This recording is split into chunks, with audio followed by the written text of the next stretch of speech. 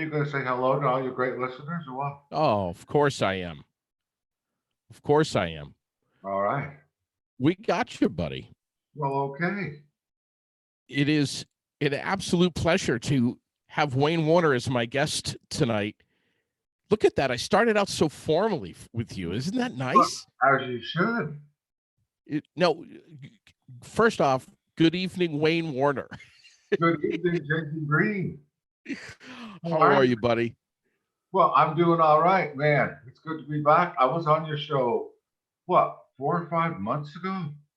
Yes, and we had so much fun that night. We had Another so much world fun ago. that night with Billy and just goofing around and having a good time. I just, Wayne, I just had a chance to glance at a couple of headlines that are just coming across the computer. We have 2 new coronavirus deaths reported in Vermont. Yeah. And this is the good news, I guess, is that this is the smallest single day increase in cases in nearly a month. Only 21 people were hospitalized receiving treatment for the coronavirus yesterday, down from the peak of 35 patients in early April. This thing just flat out plain sucks. I mean, there's no other way to really put it, is there? Well, it's really. I was telling someone the other day. It's like watching a sci-fi movie. It's really it's a terrible thing. And all you can do is just try to get through it the best you can, and obviously take care of yourself and take care of everyone around you. Keep an eye out for everyone. I think that's key.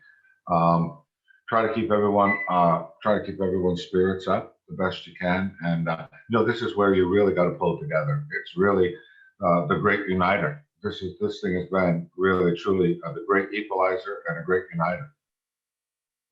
Yeah, it's not easy for anyone. For the folks that are still working, who are essential workers, no matter what they may be, it is difficult. For the folks that are working from home, it is a completely different lifestyle. This is a complete game changer. Everything about it is a game changer. Not only are we being isolated at home, so many of us, those of us with kids, we have to have children at home while we're working from home. Then you got parents like me who are full-time parents during the day so that your spouse can work full-time during the day.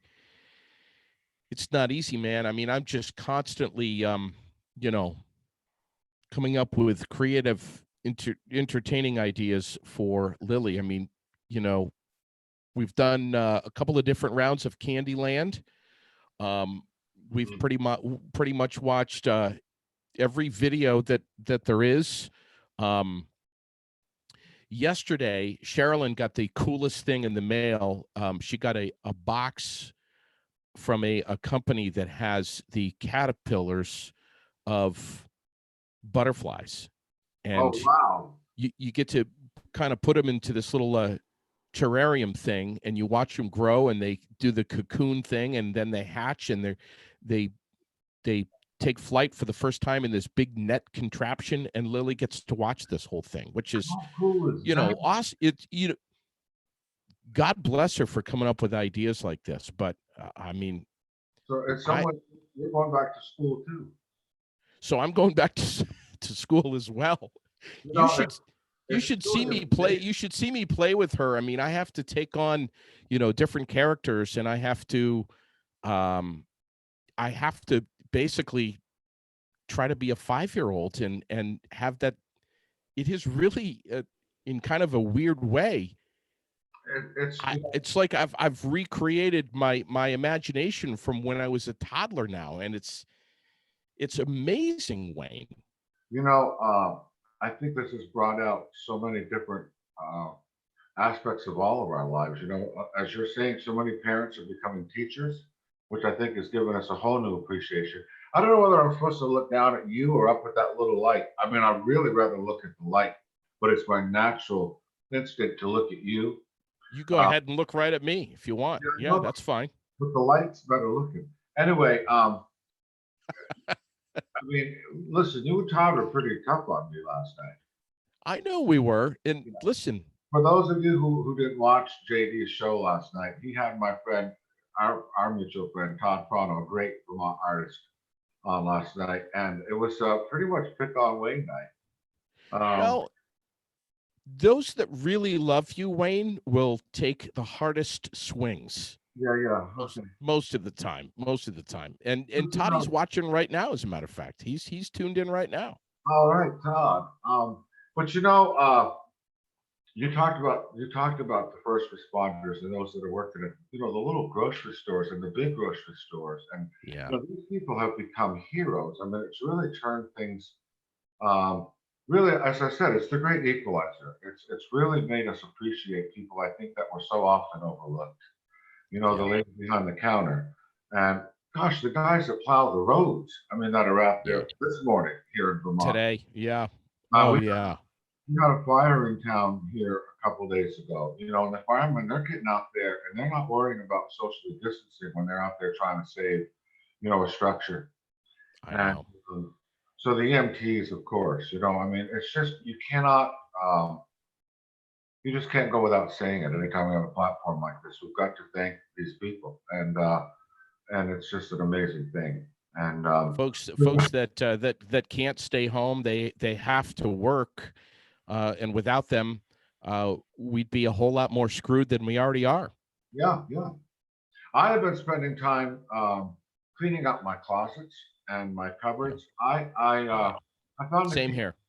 I found a cake mix in there the other day with an expiration date of 1987. Whoa. Yeah. So in fact, I should have saved that for when you and Todd came over and baked you guys a cake.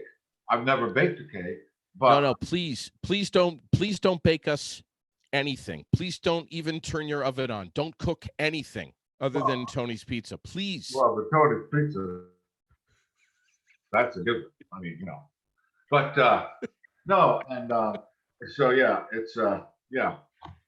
But anyhow, no, you and Todd had a great show. You've been doing some great shows. I mean, we've got to talk about Farva, our friend Farva, Vermont Farva. Farva he's crushing it, man. He's an animal. The guy is so dialed into the community. He knows everybody. He's got connections everywhere, and he's just a blessing, a blessing. And you highlight some amazing things on your show with people like him. And you had a coronavirus special on the other day, a coronavirus special, which was full of some great information. You always celebrate some amazing things on your show, and well, I'll tell you what. One of my sponsors, CW Print and Design in Barrie, Molly's going to be coming on tomorrow at some point. Yeah. But she is probably in the morning. But she is doing some incredible things over there. They're printing signs that say that Vermont loves and appreciates our first responders, our essential workers. And these are lawn signs that you can stop by CW Print and Design in Barrie and pick up absolutely free and put on your lawn. Oh, wow. Now, the last time I saw you're being wheeled away on a stretcher. That's right. You were at Copley Hospital that morning, and I felt so bad, Wayne, because I didn't get a chance to see you. We were running late, and I didn't expect to see you that long. I just wanted to go, wish you well and see you. I had a lot going on that day, but I had to go. And actually, I'll be honest with you. I knew you were scared and I knew you were nervous. Yeah. And I really wanted to see them torture you. I wanted to see them put the IVs in you. And I wanted to be there I really wanted to hear you scream. And I understand. went outside the doors for a while because I was hoping to hear that, but I didn't. And I actually lost my muffler that day on my car because I hit one of Vermont's famous potholes just right that it caught the bottom of my muffler on my Mini Cooper. And I saw it in my rearview mirror, and I said, "Well, I'll stop and pick it up. It's brand new muffler. And one of these pickup trucks was right behind me, and it sent that muffler like 40 feet in the air. The last time I saw it, that's where it was, about 40 feet in the air. I'm expecting you to send me the bill for the muffler. That was March. That was a Friday morning, March 6th, when I had the surgery done on my wrist, where they took out a couple of three bones that from arthritis.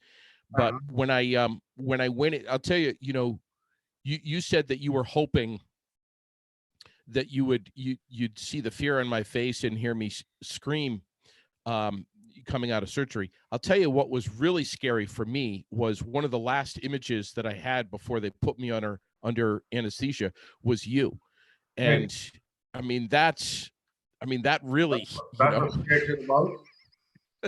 I gotta get my coffee. Oh, here we go. Oh, nice. Real nice. That's the old, I got to go get my coffee trick with the sign for JD in the background. Did you see it? Yeah. Oh, okay. Yeah, see, JD is an ass. Oh, okay. Thanks, Wayne. No problem. Yeah. Hey. Actually, that's here all the time. Oh, God. Nice, JD. Oh, man. So what have you been doing? I mean, what have you been doing? Well, we have some friends that are actually making this a date night. They're making watching our podcast tonight part of a household thing where they're sitting down. Rebecca and Don Smeedy, who love you. I love them. They are so cool. Hello to them. Yeah, good people, great people. All right. But and a few others too. I think there's like maybe 4 or 5 people that are watching. You said you had some friends? Wayne, I got to tell you, buddy. Go on. Wayne. What? I have to tell you, I've been waiting to say this to you on the podcast. And I purposely haven't told you this.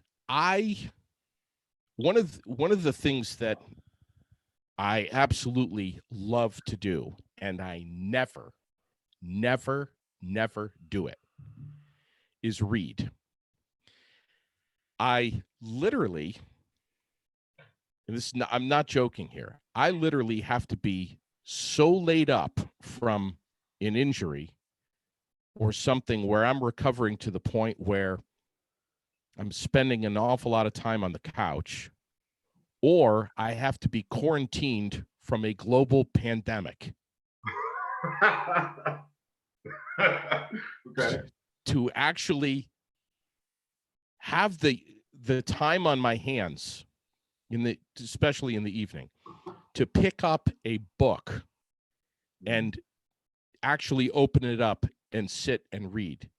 I never read. I never take the time. I never make the time. Yeah. And I haven't sat and read a book since high school. And even then, I don't think I ever even finished any book that I've ever read. Yeah. Behind me, and you can't see it, is a bookshelf with probably maybe 20 books that I would just love to be able to have the time to read. They are all of them are on hold for this. Oh, wow. Yeah. Are you getting here? This is such a fantastic book that you have just, congratulations, you have just published this. Yeah. Backstage Nashville. Yeah. I love it, man. I absolutely love it. There's stuff in here. I have known you since the year 2000, 20 years. Yeah, was it? Yeah. There's stuff in here that I have never known about you. Yeah. Funny stuff and serious stuff and everything in between. Congratulations on this book, my man. I mean, I think it wasn't long ago that I was actually threatening you that if you didn't write a book, that I was going to do something to you. I don't remember what it was. And you did it. Yeah. Well, I did do it, and it's something that certainly wasn't on my bucket list. As you know, I've been socially distancing long before the virus. Yeah. I kind of I I'm not one that really puts myself out there much. Yes. Um, so writing a book was something that was certainly a foreign thought for me. But it did happen for many reasons. A lot of it had to do with my sons, prompting me to do it, and people like you. Um, but Me threatening that I'd let all the air out of your tires. yeah, yeah. But I'm really, it allowed me to connect with people on a different level than what a 3-minute song does. I always loved it, JD, when I would get an email or a private message from someone, gosh, from other parts of the world who said that they used one of my songs at a wedding or even something personal, even through digital media, through one of my songs. So to connect with them, and that was the way I connected with them, that or through an hour on stage, but I never really connected with them on a personal level. And now to get mail from people who, connected with me through, um, well, because we connected through sobriety or through bullying or through having a biracial family.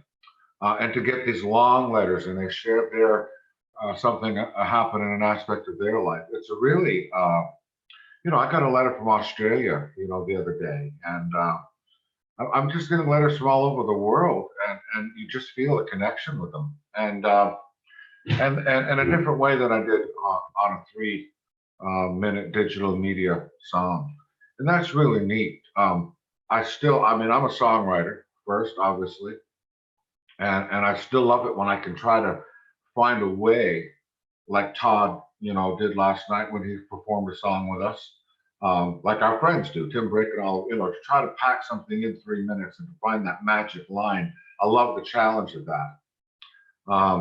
So excited, by the way, to announce that I got a movie coming out a song coming out in a movie on Hallmark soon. Really? Yeah, and it's really neat when other artists now are coming after my songs. It's something I never pursued. But anyway, so that's going to be a Christmas movie on Hallmark that John Schneider, who cut one of my songs, Bo Duke from the Dukes of Hazzard, great singer. He had 4 #1 songs, actually. Yeah. Is starring in this movie called The Farmer and the Belle. And he loved that song so much that he asked if he could sing it in the movie. And so so it's going to be on a movie on Hallmark Channel, and I'm very excited about that and honored by that. I watched the Dukes of Hazzard growing up, like everyone else our age. Sure. So I never thought that Bo Duke there, jumping over all those bridges, would be singing one of my songs, let alone in a movie. So anyway, so songwriting is one of my favorite things to do, and it's something I can do at home. I can do it in quarantine. I've watched a lot of these peers of mine, these fellow artists of mine, and I admire them so much. They're doing things, and Todd does it so well. Tim Brick, they all do it well. They're sitting with their guitars and they're singing to everybody out there and bringing them the great gift of music. I struggle to do that, especially right now. I'm really having a hard time just processing all that's going around.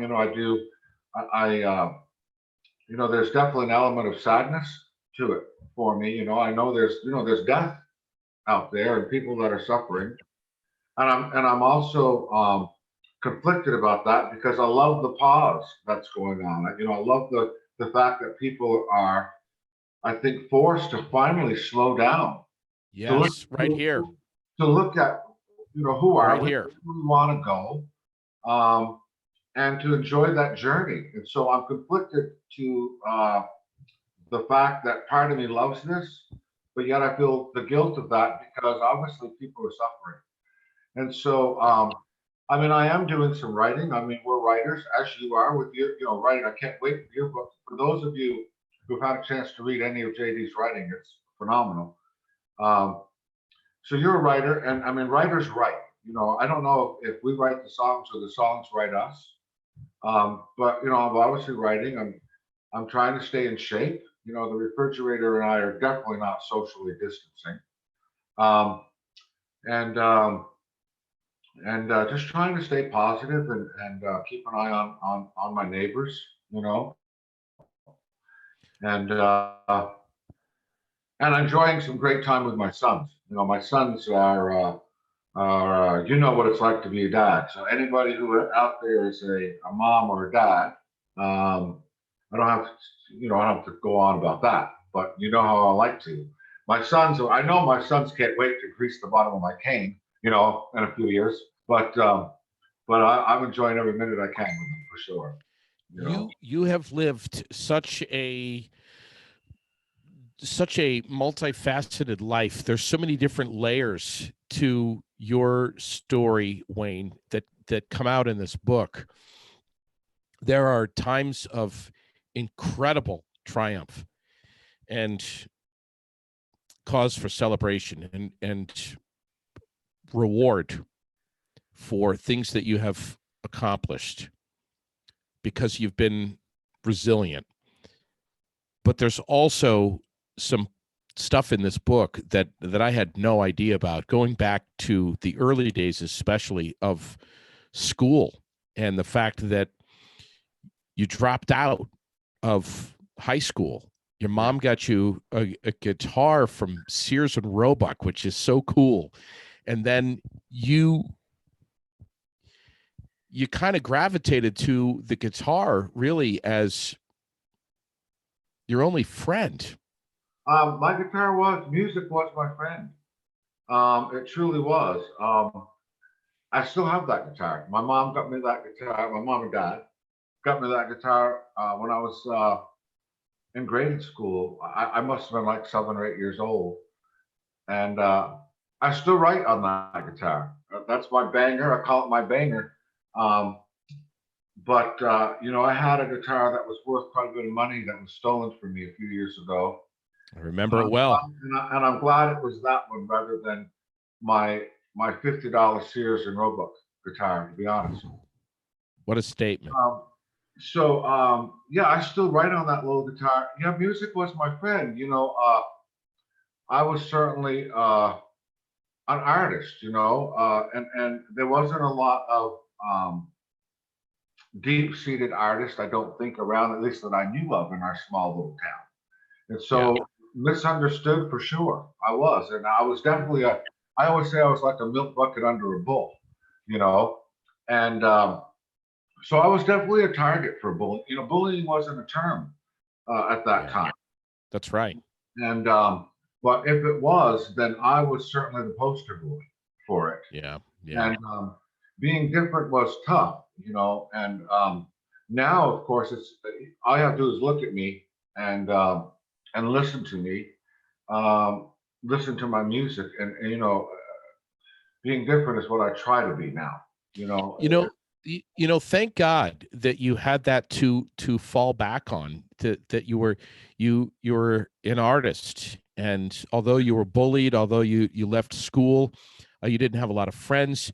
You had this artistry that was constantly churning and festering in your head and in your soul, and it was coming out in not only through your pen but also on your guitar. You were constantly capturing what it was that was in your head into a handheld recorder and creating songs out of that. Well, I think that resulted with the story of your family barn dance right next to your home in Lowell, Vermont, where every Saturday night you were a freaking rock star, and the community was starting to recognize that this guy Wayne Warner, who was kind of a castaway in some regard, was hitting it on stage, and people started to admire you, and that picked up its own momentum, which progressed into Nashville, which is a whole nother story in the book. And then alcohol gets into the mix, and then What would you say, Wayne, if someone said to you when you dropped out of high school, hey, in a couple of years, you're going to be a local star. You're going to go to Nashville. You're going to record in Nashville. You're going to have a couple of amazing albums, some huge hits. You're going to have a tour bus.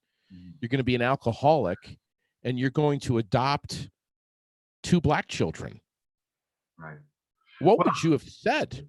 well, except for the adoption, except for the alcoholism, the rest was my plan.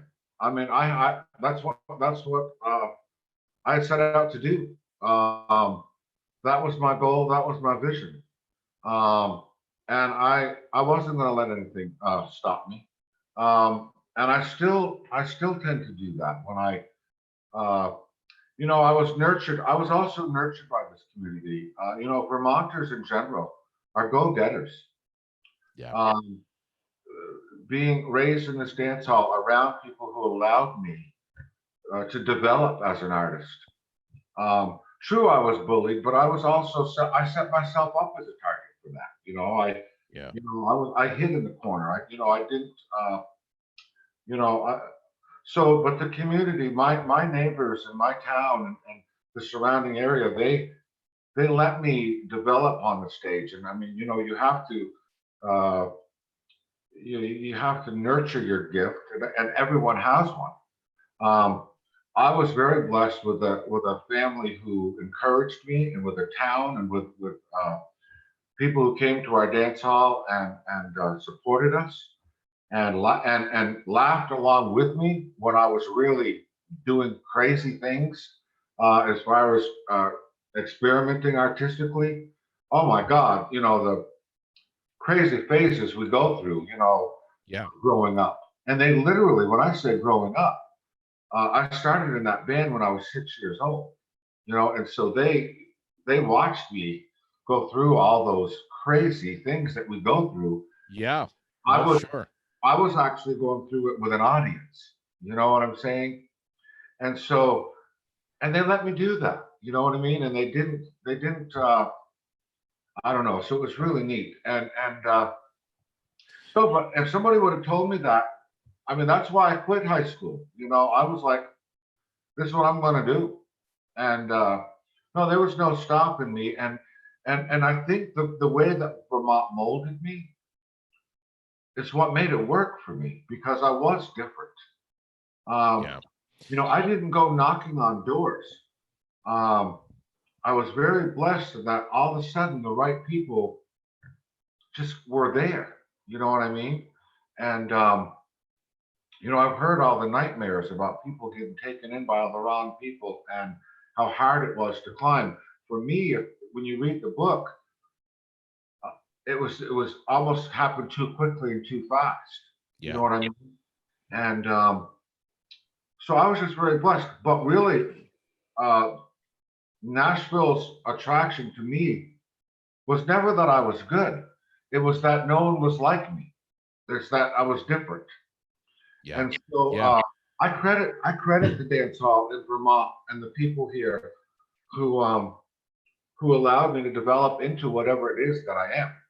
That You made you it work. say Yeah, you say in your book that you were aware that you felt socially awkward, Oh, definitely. and that alcohol basically was something that kind of, I mean, it was right under your nose the whole time every Saturday night in the dance hall, and it just kind of fell on your lap, and it Yeah. actually made you feel more comfortable in front of that Well, crowd. well, obviously, growing up on stage or around atmospheres that can engage, those kinds of that kind of a lifestyle. And alcohol was certainly a big part of that Yeah. in the atmospheres that I grew up in. Not on my stage. It wasn't allowed. I grew up in my dad's family band. Alcohol was never a part of that stage um, until I came along. And much to my dad's dismay, alcohol was a part. Then became introduced to my dad's stage, and it was tough on him, tough on the band. Yeah. But it became a part of my life, and alcoholism, as too many people know, is a powerful force, and I'm grateful that it isn't a part of my life anymore. I respect the disease, um, and through well, I can only really say it's through a higher power, that gave me an amazing son who also came with some he was born he was adopted out of Florida, and he was born with an introduction to drugs, and so he came to us unhealthy, and it made me realize that he needed a healthy dad. I didn't want him to have Yeah. a father. I wanted him to have a dad. And so Right. he and I got well together, and and so that's what started my life into sobriety, and I've never looked back. It is something I never want to go back to again. And with that, I want to say, thanks to all the great friends who helped keep me on that track, and I'm grateful every day for it. Look at this little. Speaking of kids, now that right there, as you know, will change your life. And hello there, Lily. How are you, darling? That girl belongs on TV. Can you say hi, Wayne, right into here? Oh no, she's already look. What 6-year-old Madonna right there. There's 5 years, 5 years old. old. She wants to show you her shoes that she's wearing. Yeah, see, She's look. showing you. It's Here's beginning. It's beginning, JD.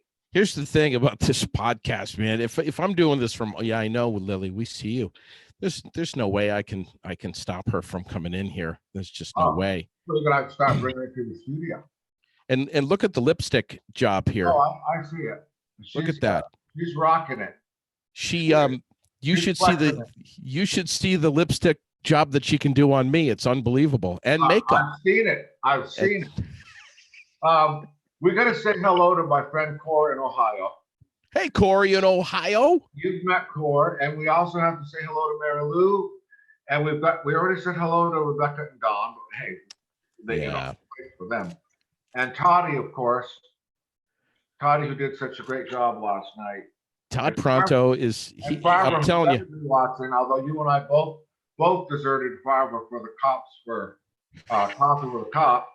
Yes, but we're not going to the next time for sure. I was recovering from surgery, so I wasn't able to be there. I was on narcotics at the time of the Coffee with a Cop, but I will be there the next time. Yeah, right. I promise. Yeah. And I had no muffler on my car.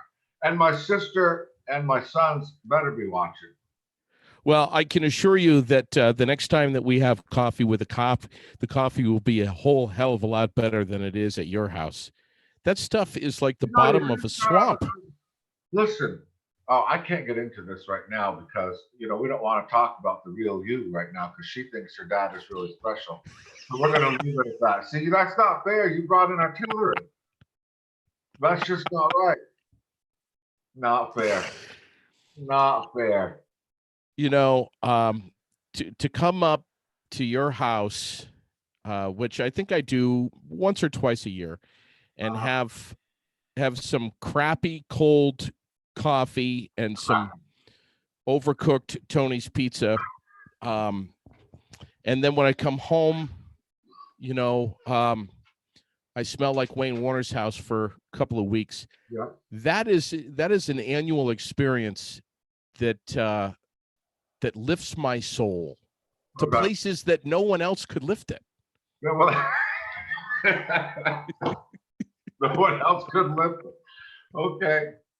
Yeah. All right. But listen, you just getting back to your story. Alcoholism. Look at the great things that you have done as a result of that, Wayne. The how many lives you have changed and impacted. I mean, just the ones that I know of, but I can't even imagine. I mean, how long have you been dry, and do you still go to AA meetings? Oh yeah, definitely. I mean, that's a part of my life, and I surround myself with people who live, who live the program. I've been clean and sober for 28 years. 28 years. Yeah, but it's just one day at a time. It's and the only reason I like to talk about it is to let people know that that you can do it, and it's a lot better than you know. Getting clean and sober doesn't open up the gates of heaven and let you in, but it does open up the gates of hell and let you out. And boy, hell's getting further behind every day. Even still, 28 years later. So for anyone out there who is living in that hell, I've been there. Um, and but there is a way out. And I and my friends are an example of that. And there's a lot of us. And it is Well, Todd Pronto, Todd Pronto, 6 years, my man. yeah, and you know what? And I watched him last night, and you talk about some friends and I were watching that show, some friends of Todd's, and you talk about a guy who's changed so much, and we're so proud. I mean, watching him last night was a real spiritual event, you know. Yeah. And Todd and I both have to deal with people like you and still stay sober. That's why we go to meetings. I remember part of your book. You say that one of the first meetings that you went to, you're looking down at down to the floor, and you're noticing everybody's shoes, and you got the hottie with the nice tan and the white sandals, and then you got this and that, and the businessman over here with the dress shoes, and then we've got Wayne Warner with his shit kickers on, and you talk about how different everyone is, but how there's one major commonality. Well, we're all different, the same there. You know what I mean? And it's amazing how much we are all the same anyway, in so many ways. And again, we're realizing that now, at this time. That's one of the things that's come out of this. We're all the same. And that's one of the things Todd mentioned last night on the podcast. We're watching all these celebrities. Some of them I'm fortunate to know, but it's neat to see them in their own settings, in their own living rooms, void of all the smoke and mirrors that we get in our business, stripped down to the real. And it puts a more human aspect on it just brings, as I said, it's a great equalizer. And I think that's a great thing. Your story in this book is there's not, I remember you saying to me, I remember saying to you, Wayne, if you're going to write a book, do it all. Don't cut any corners. And I remember you saying to me, that's why I'm not writing this book right away, because I got to get it all together, because I'm not going to do it half-assed. I'm going to have everything in there. I mean, undisclosed, that's an understatement, brother. I mean, there's stuff in here about your personal life and about your professional life that I have to be honest with you, I have gone back and reread chapters just because I'm processing what I'm reading. How crooked is Nashville? I know that's kind of Nashville's been your friend and your enemy. There's some funk coming out of that city that's politically driven by money. And as I said with Todd Pronto last night, I remember being in Nashville at 3:00 in the morning on Broadway there, and hearing the caliber of talent coming out of these clubs at 2, 3, 4 o'clock in the morning. That is absolutely unbelievable. And I just remember feeling it is disgusting to me that these folks are not on the radio. It is disgusting to me that they have to pay these clubs to perform instead of the club paying them. I can't even fathom it. I mean, some of these bands were so much better than what you're hearing on country radio today, contemporary country radio. You worked in radio. I need to say first off, Nashville has been very nothing but kind to me. Well, for the most part. And I have got some amazing friends there. I'm working with Nashville this week. Really, right now, it seems good. Remote. It's the first time I've ever worked remotely on an album, but that's what we're doing right now. These are the times. Um, Almost completed my new album, and I think it probably would have been done now, but here we are. Yeah. So we're starting to do some stuff remotely. We decided to start doing that this week. Either way, Nashville's been very kind to me. But any place where you're talking about the kind of money that you're talking about in the music business, obviously the dark cloud of corruption is going to find its way in. And there's a lot of corruption. What I don't like about Nashville is the monopoly of it, and the part you just talked about. There are people out there who can sing so much better than I ever could. And because they don't have a certain look, or they don't have the right connections, or they don't have the enough money, they're gonna get laughed at it. They won't even get across the Tennessee border. Yeah. And that bothers me. And that's one of the things that I'm so glad in the book that I am starting to highlight. And I was a part of that problem for a while, being on a major label. I was part of that machine. I'm not saying I regret that, obviously. What an honor to be on a major label. But Speaking of this, yeah, go ahead. But now I'm very glad to be championing and part of the independent movement. And the playing field needs to be leveled. There's a monopoly out there. There's like 6 or 7 major labels out there that really control who you hear on the radio. Yeah. And who's going to make it and who's not. And they tried to control you, Wayne. They try to control you from the haircut to the look to to everything that you said, everything that came out of your mouth. I mean, it's just it's indie I've always been impressed with indie artists, and they've got balls. All of them do. Well, and they have to, because it's a war when you're going up against the monopoly. And so I champion them big time, and I'm, now, I've been there. I got the t-shirt. I don't have anything to prove. I'm very lucky, very blessed that I got a chance to accomplish exactly what I said I was going to when I walked out of that high school. Yeah. And I know that not many people have a chance to realize those things. And I know I had a lot of help in doing it. So now I can just sit back and, well, not sit back, but I can do some things that I want to do as far as championing other things. You know what I'm saying? And I'm making the music I want to make. And for some reason, it finds an audience. And I can revel in that, and celebrate that. And hopefully I can make a difference in some of the things that I do with the platform. God bless the children. I can't help but talk about it, because it'll always be the Everest of my career, because I can make a difference with what I do, and I try to do that with every project I do, and it may be subliminal, but it's there, it's there. And it's going to be on the new album. You're talking, say that again now?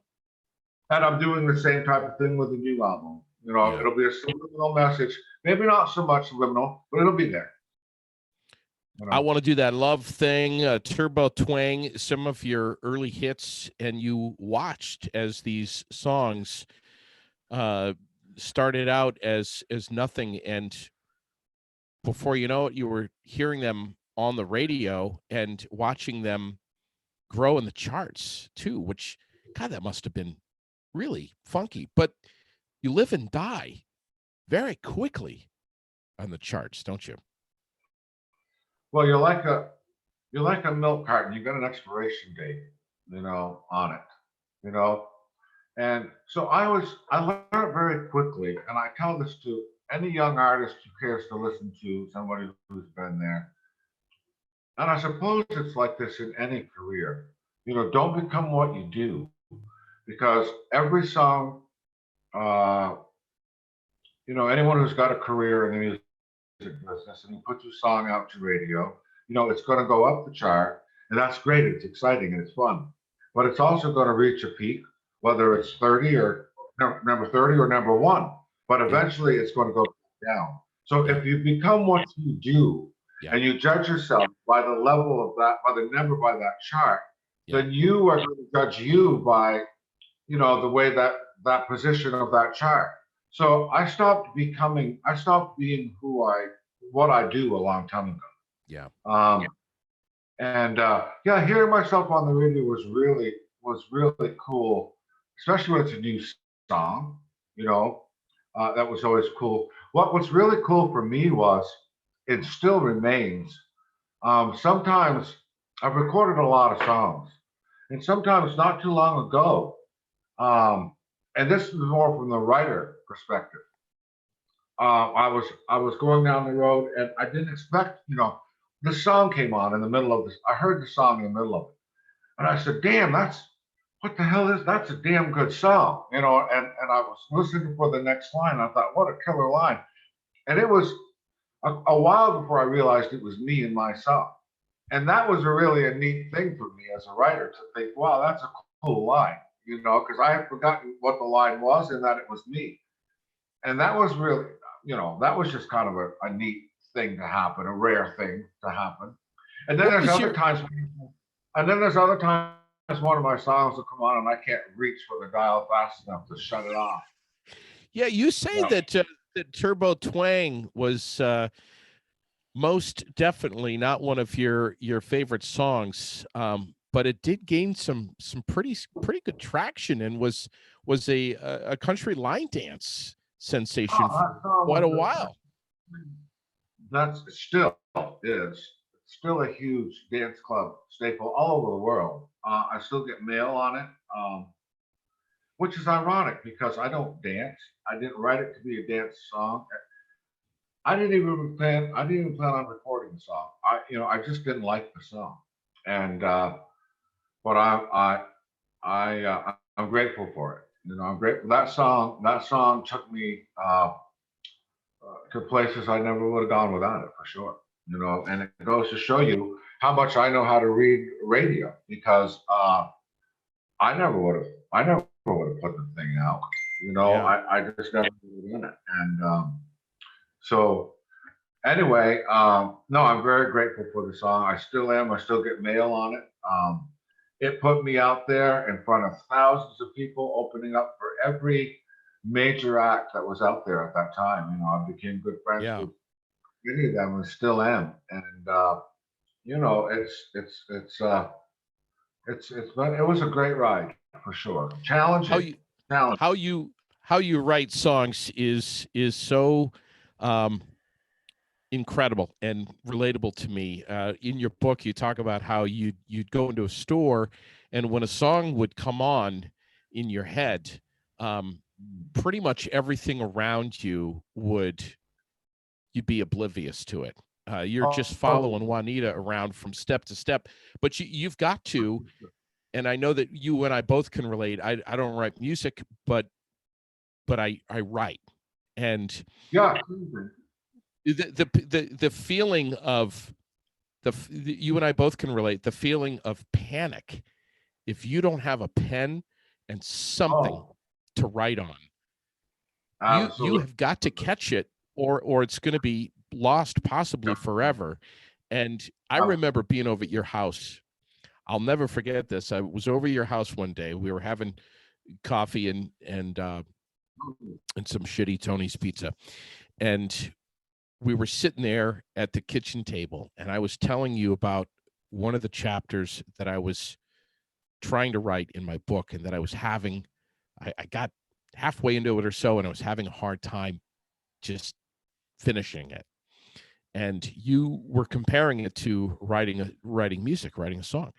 And we had this big long conversation. And then when I left, which is always like 2 to 3 hours later than I want to, um, you and Two I or three had hours our later than I want you to. say it again. 2 or 3 hours later than I want you to. when when I left, you and I had you and I had our traditional goodbyes, um, which includes a lot of swearing and cussing at each other, and a lot of fun, loving laughter. But you're yelling at me, I'm yelling at you, I'm walking out of the front door, you're flipping me off, I'm screaming at you, and all in fun. And I get in the car and I got the window down and I'm backing out. And just as I'm driving away, I flipped you off and you yelled back to me, "Call me when you've got the hook." And that was the last thing Oh, you said when I drove. yeah. Yeah, well, the hook's the key, man. I The know hook the is hook the is the key. key. Yeah, definitely the key. I'll never forget that. I'll never forget that. Call me when you got the hook. Did you ever get it? Of course I did. I think I had Okay. the hook, but by the time I got home, I got the hook. But so many times I pulled over on the side of the road and just grabbed a pen and writing in the back of Oh, yeah, receipts and anything I definitely. can. Yeah. Yeah. Well, the same side of your brain that's creative works as the one that works when you're driving. So many times Yes. when I'm driving, I'll get Oh, ideas, and yeah, I love it. I love writing a song, and I love it when you get that line. Usually when I'm running, I run, um, yeah. and um, and so when I'm running, quite often I'll get inspired, and I'll get that magic Right. line I'm struggling with, and it's usually something so simple. I've been digging and Sure. digging and digging, and it's just boom, Sure. it becomes so simple. And So and yet somebody could scream from another room, "Wayne, the house is on fire. Get out, run for your life." And yeah, you just wouldn't care. You wouldn't care. I know. No, yeah, writing is it's fun to create something, to take something. For me, it's really neat, and I work with some amazing musicians, and like all the musicians you've had on do, Yeah. and to be able to create something in my Mini Cooper, or Yeah. when I'm walking around the block, or when I'm going for my run, and to take a blank piece of paper and write down these lines, and then to hear it on the radio, to hear it Yeah. come to life, or to see it, as you said, on a chart, but to just Sure. watch it come to life, especially if there's a line in there or Yeah. two that for me says something that I want heard, that plants a seed. Um, that's the magic for me, and I love that. Music is a powerful tool, and it can say things. That I would say it can say things that words alone would struggle to. And Yeah. when Yes. when you have the right melody, um, and the right rhythm and the right lyrics, all marry each other. Uh, Things can get said in ways that otherwise couldn't, Yeah. and um, and that's what I try to do. And it doesn't happen all the time, but sometimes it can. I hope I got some of those on this new album. I'm so excited about this new album. I'm bringing in And some. you'll let me know when it's going to take flight so I can let all my followers know. Well, man, yeah, it's different than anything I've ever done. Um, Bringing in some young people. Uh, Young brings a lot to the party. And so this is it's very exciting for me. And yeah, I'm anxious for y'all to hear it. Really am. Yeah. Yeah. How's the book doing? I know that you can get it at Next Chapter Bookstore in Barrie. You can also order it real simple. Just get on waynewarner.com and you can get it right there and read more about it and see some pictures right on your website of Yeah. your earlier days when you weren't so bad looking. But you can get the book anywhere though, right? Well, I mean, you can get it on Amazon. You can get it yeah. I mean, I think you can get a major bookstore or order it. They're just starting to really engage the book with this management team I'm with. We're so fortunate to be working with people who managed or who worked with the Dolly Parton and Kenny Rogers crew, who we just recently lost. and they are just an amazing crew of people. So we've been sitting back the last, the last 8 weeks or 9 weeks or so, trying to figure out how to move forward with this. And they are just, I think you just saw the sizzle reel they put out. And Oh yeah. just so proud to be working with these people. They have guided some superstars from NSYNC to Hank Jr. And again, fortune has smiled down on me. As I said, uh, and that's what I give. I have to. I'm very grateful to Music Row to bring me people like that. And it's really kind of having uh, it's just getting kickstarted here. So I'm very excited to see where it goes. I'm very proud of the book. I mean, as I said, I've never written a book before. The only stipulation I made when I wrote the book was to let me write it the way I would say it. I'm not a college, graduate. I just wanted to be real. Same way I am with my music. Just wanted to be real. The material in here about your sons and the beginning of fatherhood for you, and the dare I say, non-traditional means at which you took on fatherhood is captivating at the very least. You will not be able to put this book down.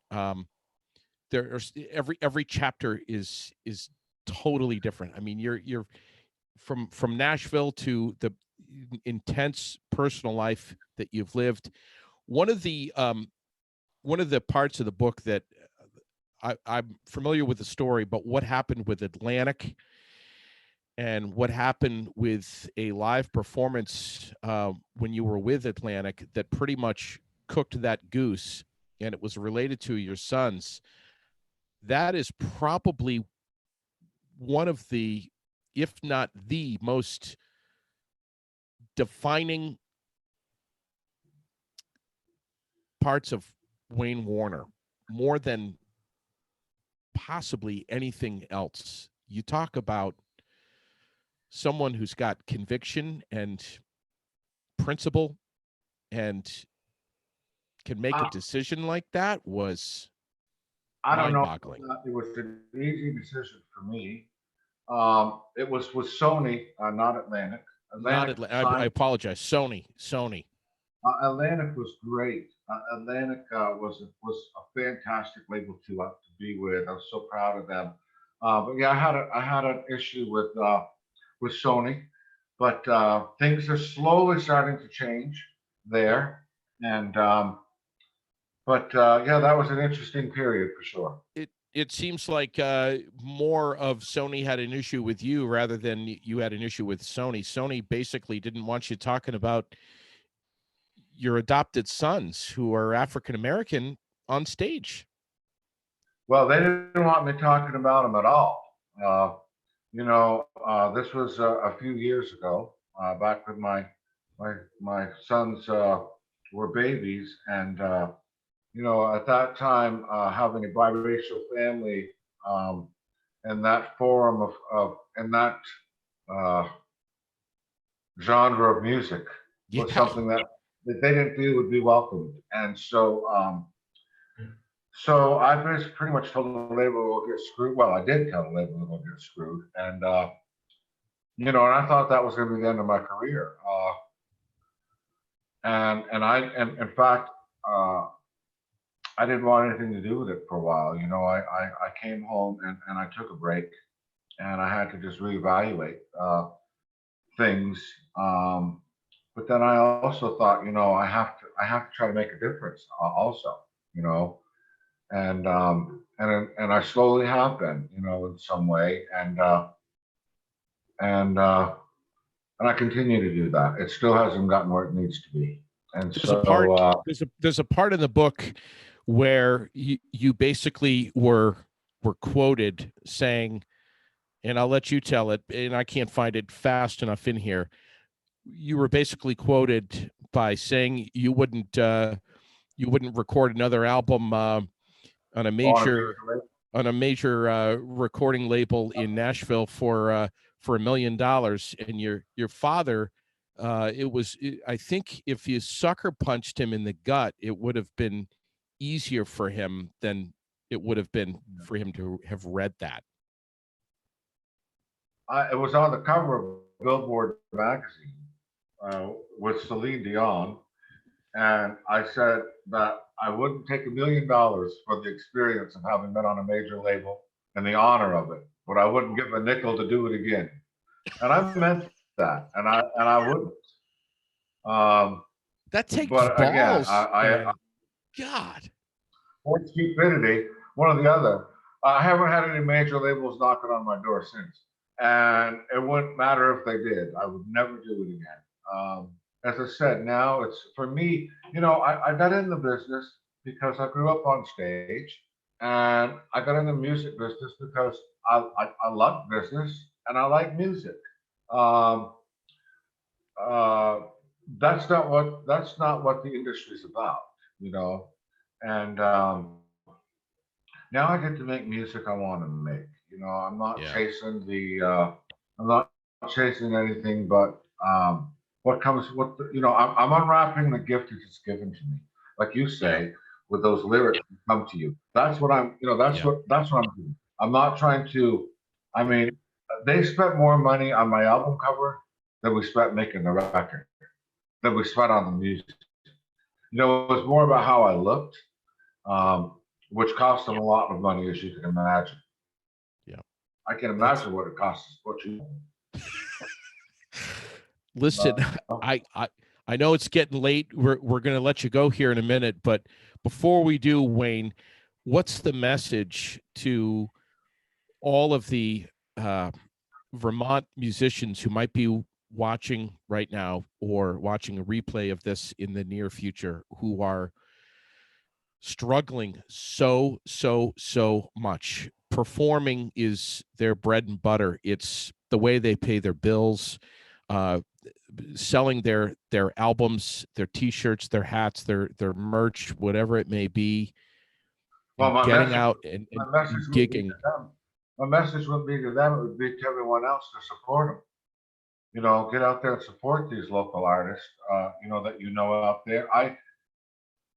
There are so many. That's one of the things I've got a chance to do since I've been homeless, to get to know so many local musicians that I never did before.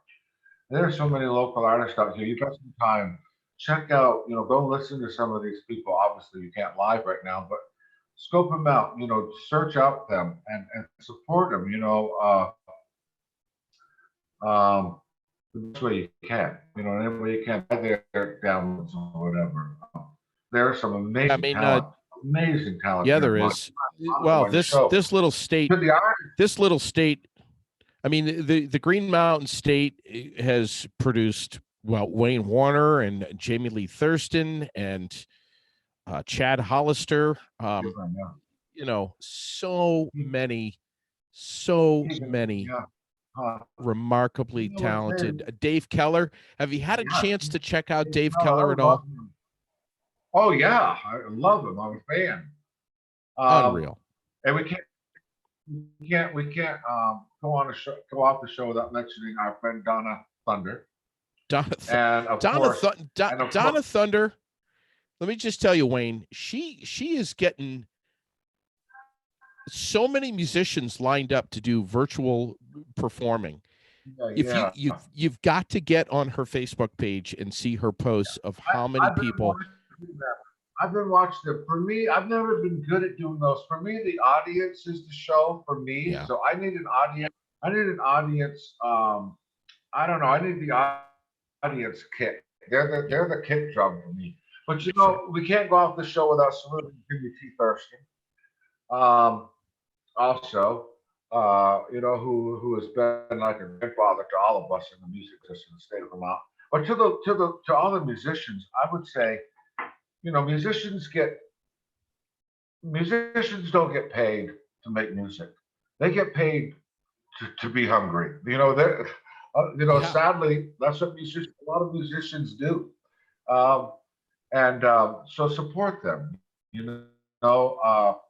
but I would to the musicians out there, they work so hard and they drive themselves too many of them become what they do. Use this time to find out who you are and why Right. you're doing it.